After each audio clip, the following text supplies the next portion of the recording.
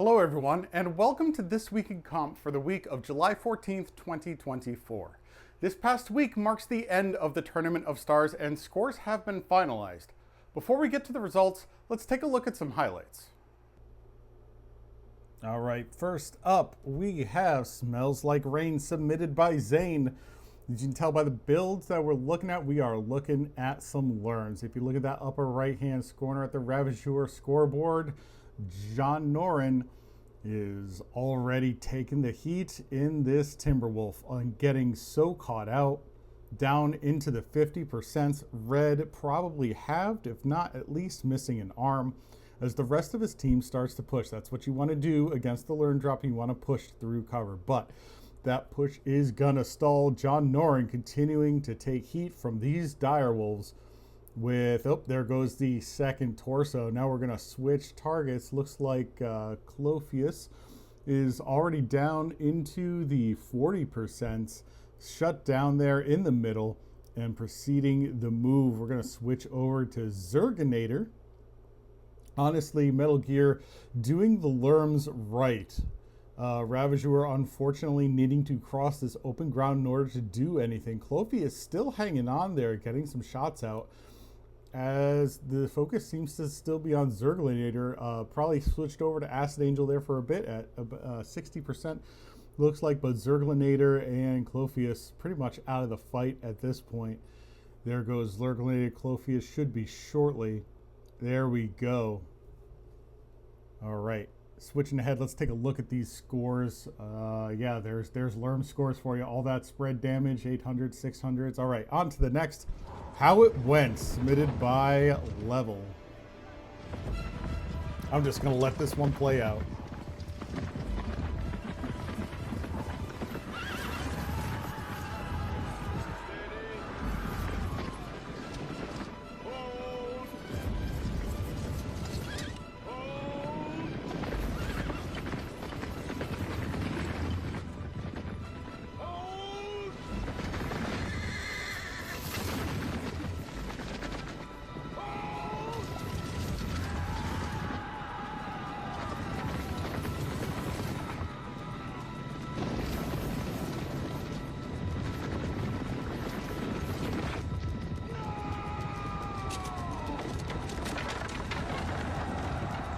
Yep, and that's about how that match went. A hold every drop. All right, next up we have Mechs in the Night submitted by Muzz and Tech49 on the other side of this hill. Muzz about to look the other way. Look right, Muzz. Tech, turn around. You have his back. Yeah, that's about, totally missed each other. Tech49 basically out of this fight. Muzz back into it. Not sure where Tech is heading off, but this match is going to go on for another minute or minute and a half or so, and Tech49 will actually be the last one killed, interestingly enough. All right, moving on. We've got Chicken Man doing chicken things submitted by Brower. We're going to come in, take a look here at Chicken Man in this Ice Ferret going up against this Stone Rhino. There we go, getting those shots in. We don't have the tags on, but look at Chicken Man just going around using that mask, just a full circle. Already have the Stone Rhino. Continuing on, just ring around the Rosie. This is brutal. Caught him alone in the low ground. That's Monk. Monk goes down to Chicken Man.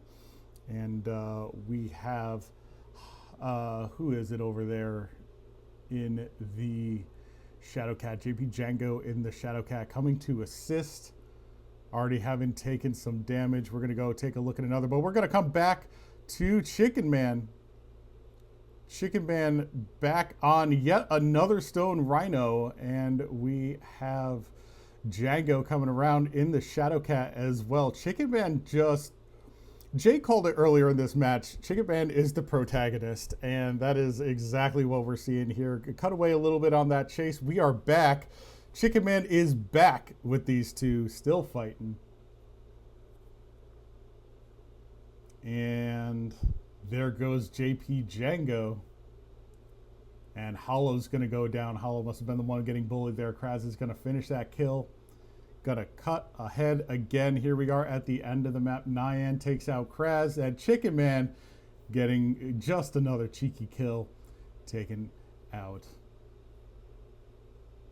the last Stone Rhino. And here we are with I Got It, submitted by Noblesse. This is a POV of Noblesse. As you can see, his teammate is down. He closes out the other medium in this fight, so it is now medium against Stone Rhino. Now, they did manage to have the Stone Rhino, but that's still a significant amount of weaponry. And Noblesse needs to be careful here in the Shadow Cat. This is just an excellent example of sort of this peek and hide maneuver. Noblesse just continuing to hammer at the Stone Rhino, taking the half, tricking the Stone Rhino there, getting a little bit, couple of shots off. We're moving around the corner, just using this cover, using the speed, using the jets. This is exactly what you want to see. Even as he gets halved, now he's down to an AC-10. This Stone Rhino still has a lot of structure, and a couple good hits could do Noblesse in, but he is staying mobile. There's one hit, which he weathered fairly well, and just still using that AC-10 every chance he gets, getting a shot off. And we're going to cut ahead here to the end of the match. Going to see a little more ring around the rosy. Noblesse just staying mobile, and honestly catching the Stone Rhino off guard more often than not. Moving around so much, the Stone Rhino doesn't even know where he is. And we're here, are one or two touch. Honestly, either Mech could have it, but Noblesse pulls it out in the end. And now on to the final standings. Fidelis Machina takes Division A by a margin of 13 points, ahead of Vile and the Dark Sea Corsairs, who tied for second by points, which takes us to the tiebreakers. Vile has a 2-kill lead over DSC, so they'll take second. CTFR takes fourth with 76 points. The Space Cadets will take fifth with 74, and Mantra pulls up the rear with 48. In Division B, the teams mostly stayed put, which puts Clan Crossfire on top and undefeated, proving that with a little patience you can have your cake and eat it too. The Potato Carry Society lost their match to Fjord Redacted, but still held on to second place. Contributing to that loss was Drop 4, where the Potatoes capped the wrong point and were unable to find and kill the final Fjord player, resulting in a forfeit. It's a lot of points gained and a lot of points lost. Misa Swole Annie takes third with 97 points, and Fjord Redacted is unable to catch up, taking fourth. Meanwhile, for the movement this week, the Hellraisers from Heaven overtake the Fjord Rangers by one singular point for fifth place. In Division C, Blocked and Muted beat the Scalawags to secure first. This division was rather close though, and the division wasn't actually decided until the gear damage per second match. DPS needed 29 points to overtake B&M, but they were unable to do so. DPS did secure second though, taking until the last drop to cross that line. Acids Wild was on a bye this week and had enough points to hold on to third. Fourth and fifth was a tight race for Gear and the Scalawags. Had Gear gotten one more kill off of DPS, they'd have taken fourth, but they didn't, and the Scalawags hold on with a nice 69 points. Fjord Declassified finishes this tournament undefeated after a decisive final match against the Ghosts of Nox in Division D. Hellgrim also win their match against the Salvage Crew, holding on to second place ahead of GNX. The Salvage Crew will finish with 29 points ahead of the Raptor Talons, who pick up their first win against Clan Extra Fleek, who finishes in sixth. In Division E, the standings stay the same from the last active week, except Operation Joke and the Division C Cucumbers, who continue trading places. Squadron X-Ray goes lossless this tournament and manages to gain enough points off of the Hyperion Rocket Raiders to come in first, 5 points ahead of Delta Galaxy, who put up a full 30 points. HRR maintains third, going 12 points, putting them 6 points ahead of Operation Joke.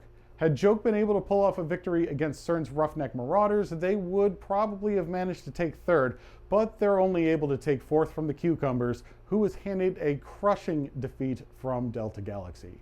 SRM comes in sixth with 45 points. Interestingly, about half of them coming from their match against Joke. As an interesting note, Operation Joke hasn't won a single match, but they consistently put up enough kills in each match to pick up 4th place. There's a lot of movement in Division F. The Tikhonov Commonality Armed Forces take the division with the 29 points they got off of their crushing defeat of Team Optic, which was just enough to surpass the Naughty Ravens, who had a bye this week. Esquadron Suicide moves up to 3rd place after a win over Bears Brawlers, and Team Optic comes in 4th, while the Bears Brawlers maintain 5th. Division G is, as always, complicated and messy. Starting it off simple, congratulations to the Flaming Surats for a commanding and undefeated tournament that ended with them in 1st place. And keeping with the simple theme, the Junkyard Dogs maintained 5th, and the 69th Falcon Irregulars, Tarkinos Cloaca, held on to 6th. Now for the story of Div G. The Sweaty Sabres take 2nd place with 114 points. That's 1 point ahead of the Oxypods. Keep that in mind. Drop 4 was a forfeit for OxyClean since they brought too many Orion 2Cs for the match, which catapulted the Sabres into 2nd with that additional 6 points. Additionally, if you remember back a couple weeks, the Pods decided to sit in the cave of Forest Colony. Had they pushed out and managed to get 1 kill, it would have been a tie with the Sabres going to the 3rd tiebreaker, which would have been in favor of the Pods. But to be fair, 1 kill anywhere else would have had the same result. Either way, 2nd place came down to 1 singular kill. Moving on to Div H, 1st place came down to 1 match. The Raven Irregulars versus Historic's Hook Swords, both of whom were undefeated going into this week. The Raven Irregulars came out on top 26-11, securing the division and banishing Historic's Hook Swords to 3rd place. The Metal Gear Squadron squashed the Ravageur 30-5, leaving the Ravageur in 5th place. Division I comes down to the 2nd tiebreaker this year. Both the Psy Ristars and the Coyote Lobos de Almuerta put up solid victories this week, but the Coyote Lobos managed to gain those 4 points that they need. Additionally, they tie on kills, so we go to the kill count in their match against each other. And that was about 2 weeks ago, and the Psy Ristars come out ahead 17 kills to 15 and finish the season unbeaten. The Shadowcat Wizard Gang finished in last place last week, and since they had a bye, that's where they remain, which means the only thing left is the contest for 3rd, which was going to be very difficult for the 323rd Minnesota Tribe Recon to accomplish, needing the Smoke Keshik to be held to 7 points at the most and to get between 23 and 30 points themselves. Neither of those happened, so Smoke Keshik gets the bronze. And finally, Division S. We'd rather be spreading democracy, completes their major order, and comes away with the victory. Outstanding patriotism, pilots. They beat the Red Lines and the Poor Decisions in a close 20-17 match, which allowed the Red Lines to surpass the Grill Daddies, who had a bye for the final week for 4th place. At least according to tournament, but you may notice a discrepancy if you're looking at the scoreboard. I dug into this a bit, meaning I added up the points in tournament, but I didn't dig into the individual APIs, and found that the Red Lines and Daddies are tied on both points and overall kills, bringing us to the 2nd tiebreaker.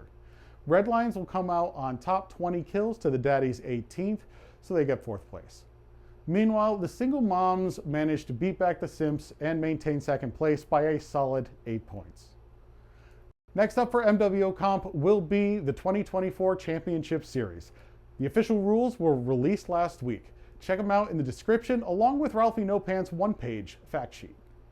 Additionally, Stimraug has shared some videos of some old comp play and point of view videos with comms, so check those out for some excellent examples of high-level comp play to emulate. The Invitational stage will begin on August 17th, and the in-game comp queue opens on August 20th for team creation, and then matches will be Thursdays and Saturdays for 24 hours starting 8 a.m. UTC. For more details, check out the description and or last week's This Week in Comp. And that'll do it for This Week in Comp. Congratulations and well played to all pilots and teams. Additional thanks go to the admins of ToS and MWO Comp, the casters, as well as all the team leaders and pilots for making it happen. Since the comp scene will be quiet for the next while, there may not be a This Week in Comp for a bit. But don't worry, I'll be back when there's news, which will be around when the Championship Series begins, so be sure to subscribe to the channel to get the alerts when we start up again. If you don't want alerts for other content that I make, there's a playlist that you can subscribe to that's just This Week in Comp. I'll link it below. Thank you all for watching, and as always, I'm Ivor, and I hope to see you on the field.